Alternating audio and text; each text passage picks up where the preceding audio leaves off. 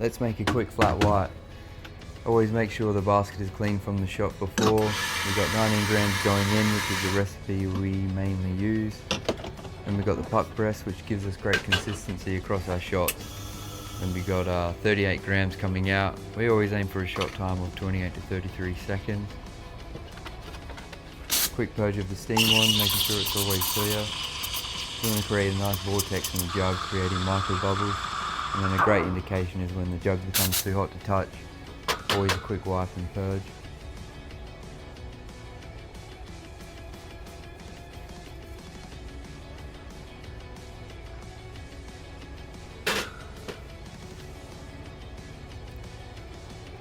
Delicious as always.